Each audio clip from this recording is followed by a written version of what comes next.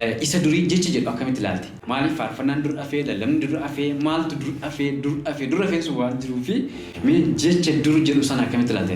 Duris kan faarfatamu Yesuus moo ammas kan faarfatamu Yesuus? Tajaajila tambiisii ta'ee yeroo hojii hojjetu qabu kan jiran jiru. Awwaaldaattis baatee hin jiru. Maatii kootis baatee hin jiru. Namoota biyya alaa jiranittis baatee hin jiru. Nama itti baatee jiru qaba. Atama dirqama barbaachisa hojiin jechaa jirta. Dirqama garasiiti. Warri hojiin keenya tajaajila qofadhaniifoo.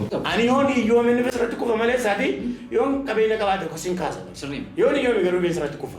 Mee amantiif aadaan akkamitti walitti dhufeenya qabaata? Hidhanni isaa maayini? Mee amantiin akkasii aadaan akkasii galitti? Itoophiyaa keessaa sabaa sablammoota baay'eetu jira. Sabaa sablammooti kuni aasaa mataa isaanii qabu, aadaa mataa isaanii qabu. Aadaan isaanii immoo uffata isaanii wajjiniini, nyaata isaanii wajjiniini, waa baay'ee wajjiniin wal qabatee adeemu. Gaafa dhufanii uffata aadaan uffatee jirus uffata aadaan Oromoon qabus kun kan qaalluutti baasaa gataadhaan jiinsiidhaa fi waan biyya bakkee jiru uffadha. Nyaata aadaa keenyaallee kun kan qaalluutti jedhan cootee maafi buna qala. Oromoon akka itti heerumsiifatu akka itti foosifatu aadaa mataa isaatii qaba. Akka itti mana namaa dhaqu akka itti mana namaatti galu aadaa mataa isaatii qaba. Akka itti soddaa dubbisu akka itti soddaa simatu aadaa mataa isaatii qaba. Uummata waaqayyotti amanee aadaa isaa gadi nagarre. Nu cabsuudhaaf nuun jedhu malee raawwatee wayyaa kana kan sirbaaf kenne hin jiru. Wayyaa kanas kan seexanaaf kenne hin jiru.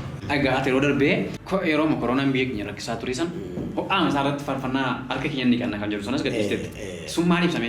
Fakkeenyaaf sodaa ibsamu sun maal ibsa laamatti sodaa ibsa miira sanan sodaa ibsite moo danda'ummaa waaqayyoo ibsite moo maal agarsiisa amma nuyi amantiidhaan kiristaanaa amantiin jiraatedha. Waa'ee dhukkuba sanaa kaasuun maal barbaachise galateeffannaa qofa faarfannee maaf handisne ammatti danda'uu waaqayyoo qofa ibsitee dhiisuu qabda turte. Kiristaanii dhukkubarraa of hin eegu.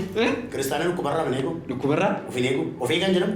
Nuyi maal of eegnanii waaqatu nuyi kan jedhamu jiru. Waldaan kiristaanaa yeroo nama wal fuusitu maaliif jecha yoo nama marsiifte. Iddoon waldaa kiristaanaa kun iddoo mitisaa iddootti sabni wal ga'ee waaqayyo waaqeffatu kuni bakka wal dhabdee siyaasaa ta'ee jedhanii amma immoo gara waldaa baqachuutti deebi'an sun akkamitti furmaata argatu takka keetti. Caalaatti barbaadna ammayyuu bilisummaa qabu uummanni keenya aduun ba'uu fi qabu uummata kana immoo kan gargaaru.